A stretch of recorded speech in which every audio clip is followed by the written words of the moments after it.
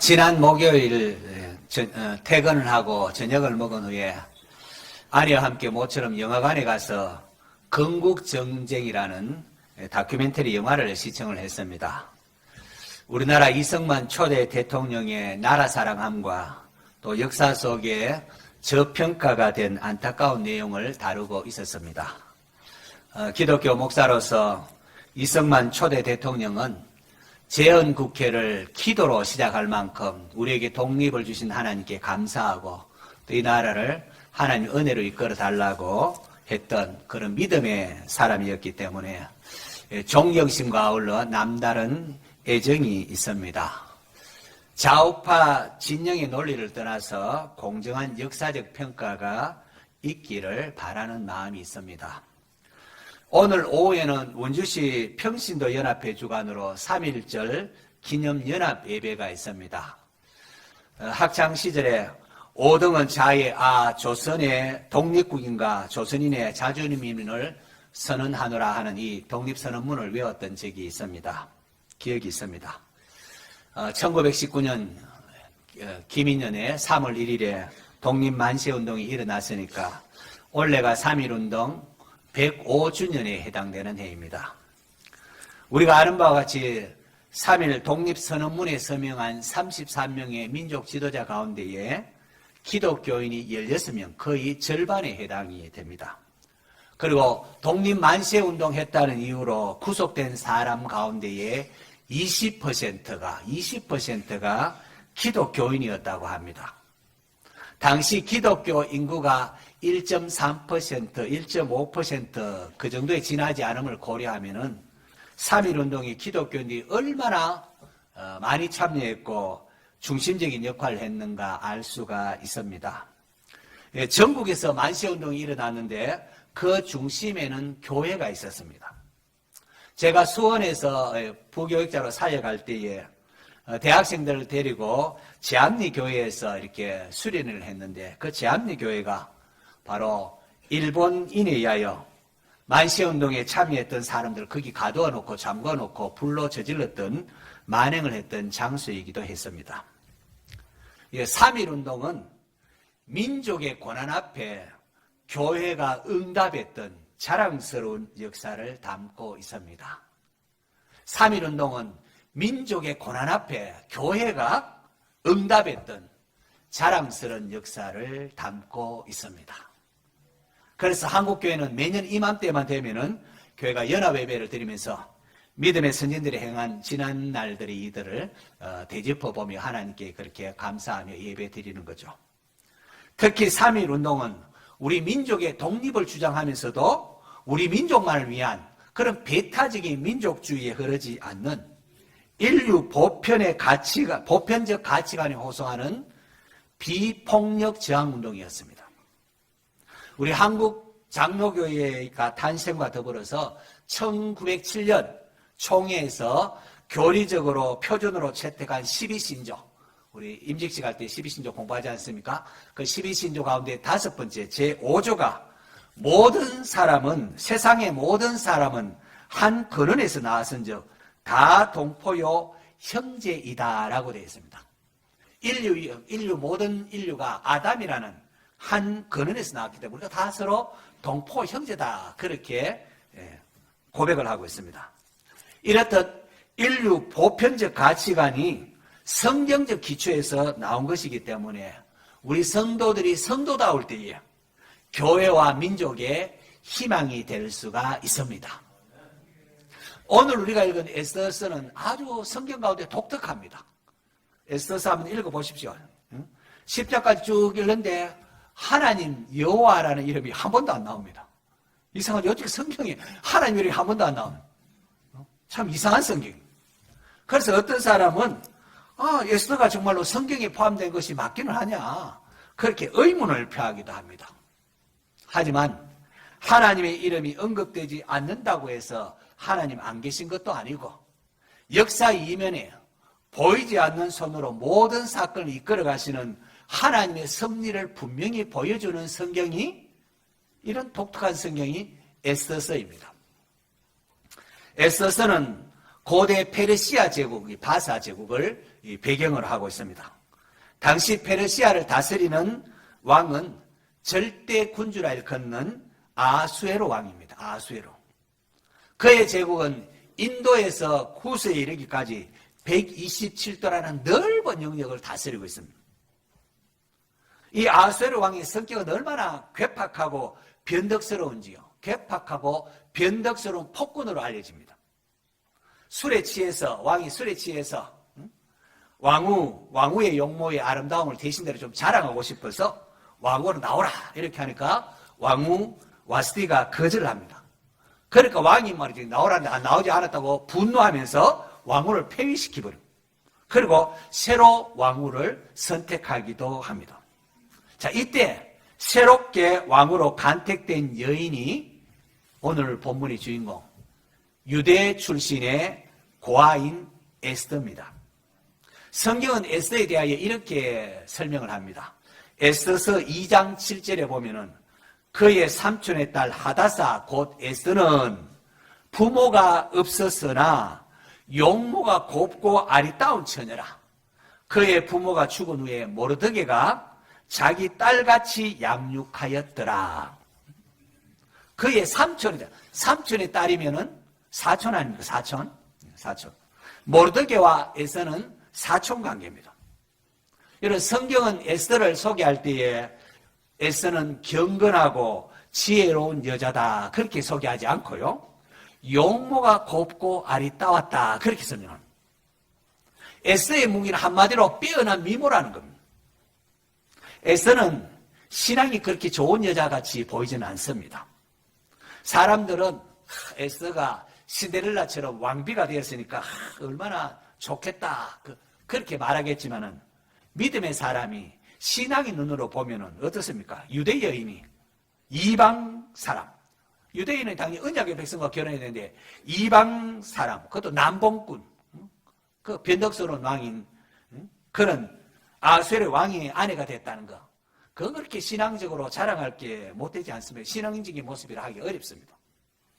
당시 시대적 배경은 고레스 칙령 이후에 진짜로 신앙 좋은 유대인들, 경건한 유대인들은 모든 것 그냥 청산하고 스룹바벨을 따라 예루살렘으로 돌아갔습니다.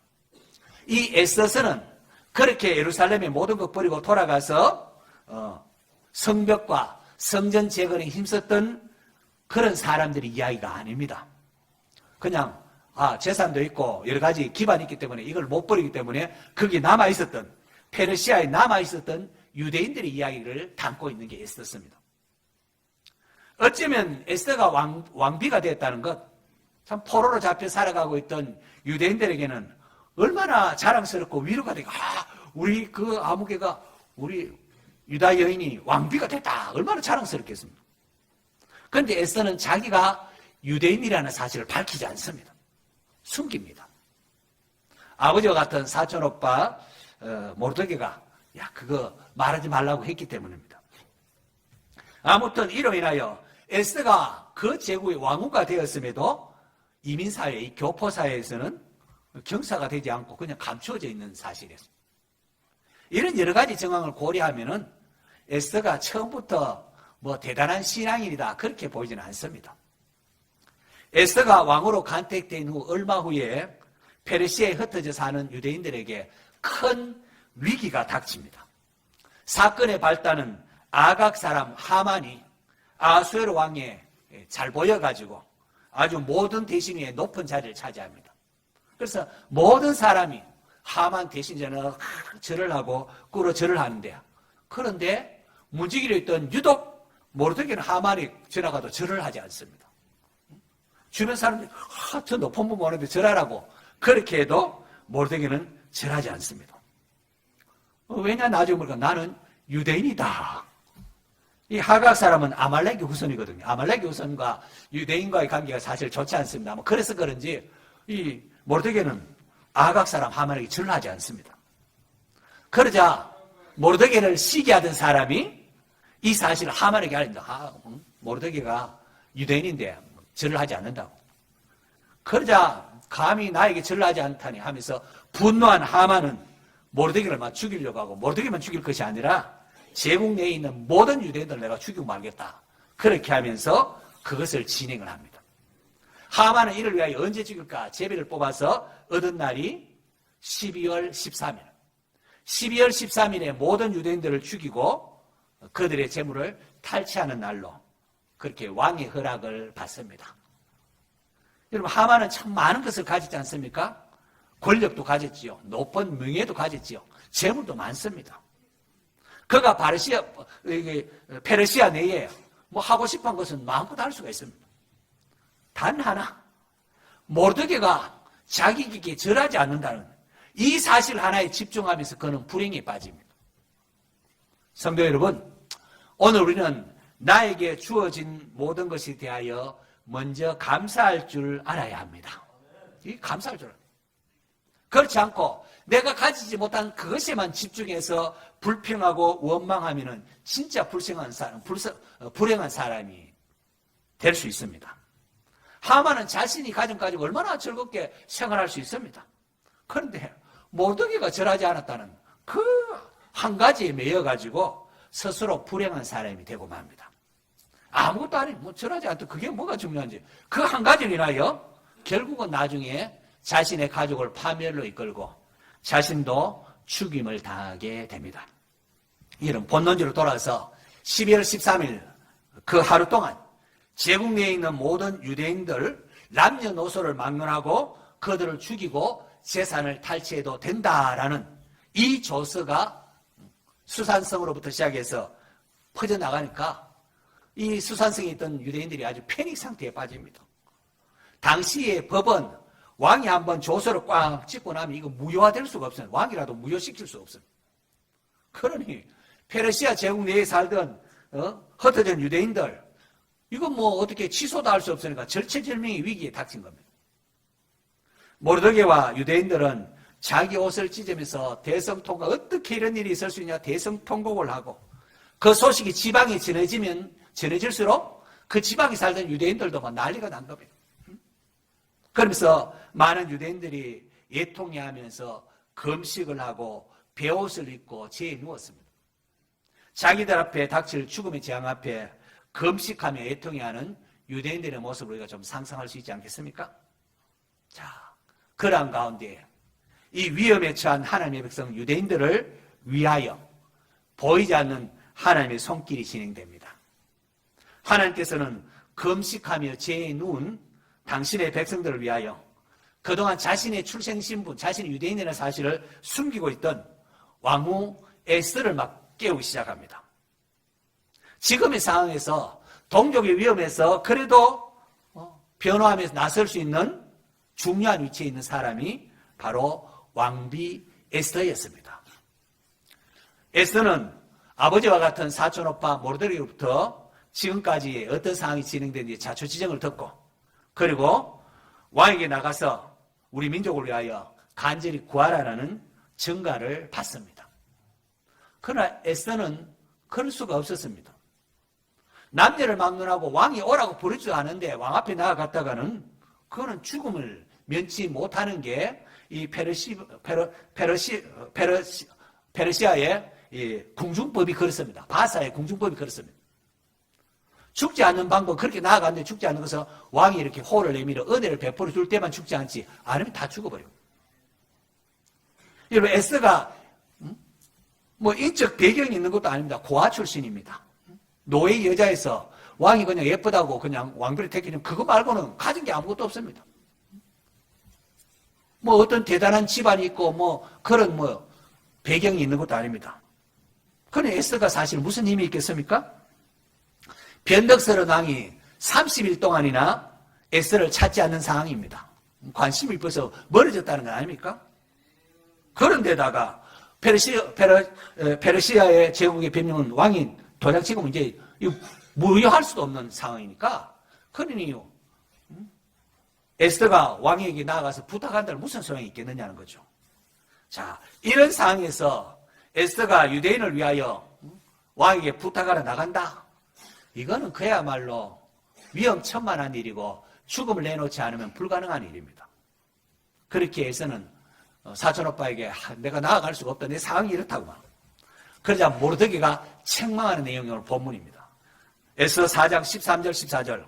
모르드게가 그를 시켜 에스더에게 회답하되 너는 왕궁에 있으니 모든 유다인 중에 홀로 목숨을 건지리라 생각하지 말라. 이때 내가 만일 잠잠하여 말이 없으면 유다인은 다른 데로 말미암아 노임과 구원을 얻으리니와 너와 내 아버지 집은 멸망하리라. 내가 왕후의 자리를 얻은 것이 이때를 위함이 아닌지 누가 알겠느냐. 자, 여러분이라면 어떻게 하겠습니까? 이게 남의 이야기일 때는 뭐 애써서 그래야 되지만 이게 우리라면 어떻게 하겠습니까? 자신의 목숨을 내어놓으려는 그런 위험한 상황을 에스더가 해야 하겠습니까? 왕후 에스더는 민족적인 위험 앞에 결단을 해야 합니다. 그녀는 자신이 유대인임을 감추면서 자신의 살 길을, 나는 유대인임을 숨기면서 그렇게 자신의 살 길을 찾아갈 수도 있습니다. 자신이 왕 앞에 나아가지 못할 이유, 변명하려고 하면 충분한 이유가 있습니다. 아하수에로 왕이 얼마나 괴팍하고 변덕스러운 왕입니까? 지난번 왕후 와시를 폐위하는 거 보십시오. 그런 왕 앞에 부름도 받지 않은 상태에서 나아간다? 이거는 뭐 위험천만한 일. 자신만을 위한다면, 그냥 자신만을 위하면 절대로 나서지 말아야 합니다. 거기 나가서 바보 같은 짓. 하지만 이 모르드게의 편지는 에스더의 잠자고 있는 신앙 양심을 흔들어 깨웁니다. 에스더는 그래도 자신의 위치가 그래도 민족을 위하여 뭔가를 한번 해볼 수 있는 그런 책임 있는 자리라는 사실을 알았습니다. 용기라는 게 뭐 두려움 없다는 게 아닙니다. 두려움 없다면 이상한 거죠. 용기라는 것은 두려움이 있지만은 그 두려움에 지지 않는 겁니다. 에스더는 두려웠지만 두려움에 지지를 않았습니다.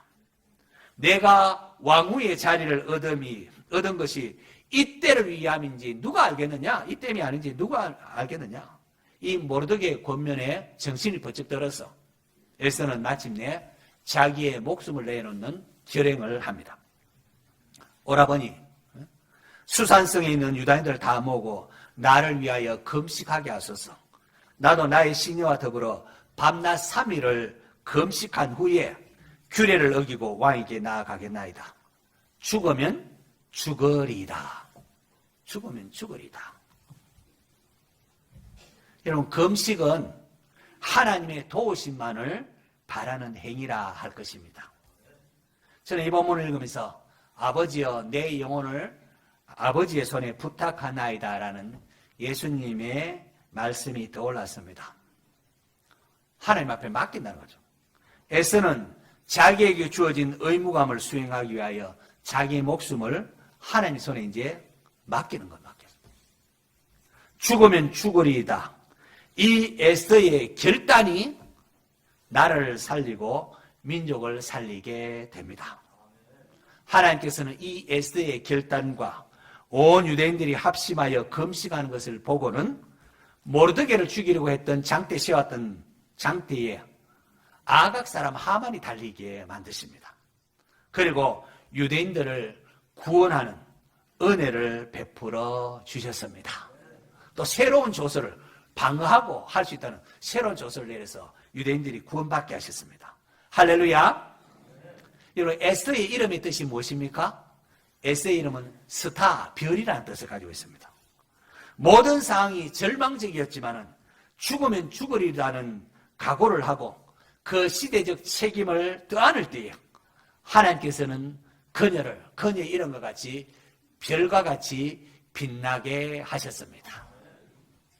성도 여러분, 이제 말씀을 우리 자신에게 적용해야 될 시간입니다. 에스더를 향하여 내가 왕후의 자리를 얻은 것이 이때를 위함이 아닌지 누가 알겠느냐 했던 이 모르드게의 도전은 오늘 우리에게도 여전히 유효한 말씀입니다. 오늘 우리는 어떠한 위치에 있습니까? 여러분의 가정에서, 또 여러분 직장에서, 교회에서 어떠한 위치에 있습니까? 하나님께서 오늘 나로 하여금 이 자리에 있게 하심은 이때를 위함이라는 책임감을 느끼게 하는 것은 없습니까? 가난한 집에 또 시집 왔다. 이때 이걸 위하여 왔구나. 이런 거 여러분 없습니까?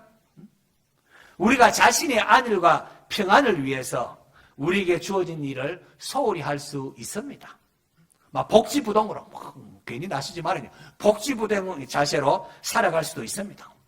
세상이 그런데 어떡하겠어? 핑계할 수 있고 내가 무슨 힘이 있다느냐 말인가 하면서 변명할 수도 있습니다. 하지만 기억하십시오. 우리가 이 일을 하지 않는다고 하나님께서 하나님의 일을 못하시는 것은 아닙니다. 그러나 보십시오. 모르드게가 에스더에게 이때 네가 만일 그냥 잠잠하게 있으면은 유다인들은 다른 데로 말미암아 노임과 구원을 얻으려니와 너와 네 아버지 집은 멸망하리라 하고 했습니다. 다시 말해서 이를 갈며 후회할 날이 올 수 있다는 겁니다. 내가 그때 그렇게 해야 되는데 그렇게 하지 못했다고 이를 갈며 후회할 날이 오는 겁니다. 성도 여러분, 하나님께서 일꾼이 없어서 나를 부르신 것일까요? 세상에는 나보다 잘나고 똑똑한 사람도 많습니다. 하나님께서 내가 아니라 나보다 나은 다른 사람 사용하면 얼마든지 할 수 있습니다. 그런데도 우리를 불러주심이 은혜입니다. 은혜. 유대인들의 구원이 에스더의 손에 달린 것이 아니라는 이 모르드게의 말을 여러분 주목하셔야 됩니다. 우리가 신앙생활할 때에 결단이 필요합니다. 하나님 말씀 들을 때에 무엇 해야 되는지 깨달았으면 그렇게 순종하는 믿음의 결단이 있어야 됩니다. 죽으면 죽으리다 하면서 말씀에 순종해서 나가면은 사탄 마귀는 도망가 쫓겨나가게 되게 있고 하나님께서 우리를 통하여 놀라운 일들을 진행시키십니다. 자신의 신분을 감추고 화려한 왕비로 살기보다 그 시대에 자기에게 주어진 책무를 위하여 죽음을 무릅쓰고 왕 앞에 나간 에스더를 통하여 하나님의 영광을 받으시고 세상이 알지 못하는 구원의 은혜를 베풀어 주셨습니다. 3.1절 105주년을 앞두고 별이 빛나다. 에스더가 이제 드디어 이름값 하는 거 아니에요. 별이 빛나다라는 제목으로 에스더의 구국 결단에 대하여 잠시 말씀을 나누었습니다. 나라를 잃은 절망적인 상황 속에 많은 기독교인들이 조국을 사랑하며 그 시대적 책임을 다할 때에 교회는 민족의 희망이 될 수가 있었습니다. 3.1운동을 기점으로 기독교는 우리 민족에 희망을 주는 종교, 희망을 주는 모습으로 완전히 자리 잡습니다. 그러나 보십시오. 기독교가 세상적 가치관에 젖어서 교회가 세상적 가치관에 젖어서 그저 자기만을 위하는 이기주의로 물들어갈 때 사회로부터 어떻게 해요? 개독교라는 이 오명을 뒤집어쓰고 하나님의 영광을 가리게 되지 않습니까? 에스더와 모르드게 그리고 온 유대인이 위기 상황 속에 금식함으로 나라를 구한 것처럼 저와 여러분도 이 교회의 세속화와 북한의 핵 위협 그리고 자유민주주의의 정체성을 부정되는 이런 위기 앞에서 국가와 민족을 위하여 기도할 수 있기를 바랍니다. 아무리 상황이 어려워도 이러한 믿음의 사람이 있는 한 이러한 믿음의 사람을 통하여 하나님께서는 보이지 않는 손길로 이기게 하심을 에스더는 우리에게 보여주고 있습니다. 전능하신 하나님을 믿고 비록 좁고 협착한 길일지라도 우리에게 주어진 시대적 사명을 시대적 책임을 다하는 성도들 될 수 있기를 축원합니다. 우리 이 시간 함께 기도합니다. 우리 각자에게 주어진 가정적으로나 교회적으로나 또 직장적으로나 시대적 책임을 다하기 위하여 결단하시고 또 하나님의 은혜로 자유민주주의로 남북이 평화적 통일될 날이 오도록 또 같이 기도하면 좋겠습니다. 다시 한 1, 2분간만 자기 소리 잘 기대될 만큼 조용하게 소리 내서 기도하겠습니다.